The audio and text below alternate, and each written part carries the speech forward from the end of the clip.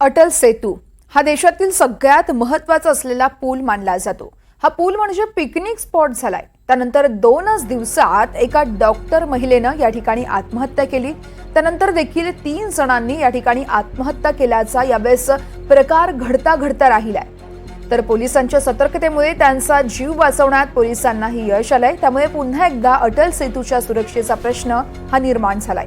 विशेष म्हणजे वाहतूक पोलिसांकडून या ठिकाणी कारवाई केली जात असली तरी वाहतूक पोलिसांचं मनुष्यबळ कमी पडतंय। असं आहे, सुरुवातीला ज्यावेळी अटल सेतूचं उद्घाटन झालं त्यावेळी उत्सुकतेपोटी बरेचसे लोक खास करून सुट्टीच्या दिवशी पूल पाहण्यासाठी किंवा फिरायला असं ते लोक यायचे। तर पिकनिक स्पॉटसारखं झालं होतं। त्यानंतर आम्ही नो स्टॉपिंगच्या नो हाल्टिंगच्या केसेस चालू केल्या तिथं। तर पहिल्या ऑफेन्ससाठी 500 रुपये फाईन होता आणि सेकंड ऑफेन्स रिपीट परत फाईन झाला, त्यांनी अपराध केला तर 1,500 रुपये फाईन आहे। तर असं आम्ही कारवाई केली। तर साधारणतः आत्तापर्यंत आम्ही 3,500-4 हजारपर्यंत केसेस केल्या आणि 7-8 लाखपर्यंत फाईन त्यांच्यावर केला।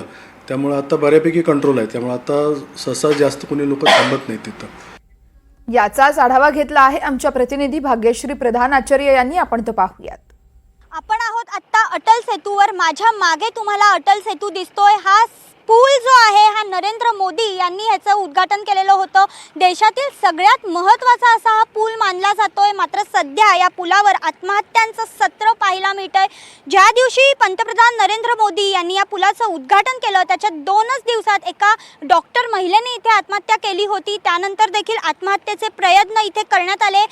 2 दिवसापूर्वी देखील इथे डोंबिवलीकर असलेल्या एका व्यक्तीने आत्महत्या केलेली पाहायला मिळाली। या दोघांचेही मृतदेह सापडू नाहीत। मात्र जे 3 जण आत्महत्येच्या प्रयत्नात इथे आले होते त्यांना वाचवण्यात पोलिसांना यश आलेलं आहे। त्याचबरोबर हा जो पूल आहे हा पर्यटन स्थळ म्हणून देखील पाहिला जातो। अनेक जण इथे येतात, पुलावर थांबतात, यामुळे वाहतुकीला देखील अडथळा निर्माण होतो आणि या सगळ्याचा त्रास जो आहे हा वाहतूक पोलिसांना किंवा सुरक्षेला बसलेला पाहायला मिळतो।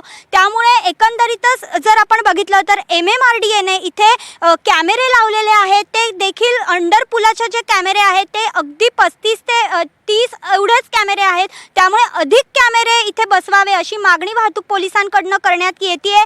त्याचबरोबर नवी मुंबईला 2 कॉन्स्टेबल तर मुंबईला 2 कॉन्स्टेबल असे 4 कॉन्स्टेबल इथे पहारा करण्यासाठी असतात, पेट्रोलिंग करत असतात। MMRDAने त्यांना गाडी दिलेली आहे। मात्र असं असलं तरी MMRDAने मनुष्यबळ दिलेलं नाही। वाहतूक पोलिसांनी त्या संदर्भात मागणी देखील केलेली आहे की आम्हाला मनुष्यबळ द्या। मात्र अद्यापही MMRDAने कुठलंही मनुष्यबळ दिलेलं नाही। त्यामुळे या 4 कॉन्स्टेबलवर अधिक कामाचा भार येत असल्याने सुरक्षेला प्रश्न निर्माण झालेला पाहायला मिळतोय। त्यामुळे आता MMRDA मनुष्यबळ कधी देणार असा प्रश्न इथे निर्माण झालेला पाहायला मिळतोय। कॅमेरामन जितेंद्र वाघमारेसह भाग्यश्री प्रधान आचार्य, NDTV मराठी, अटल सेतू।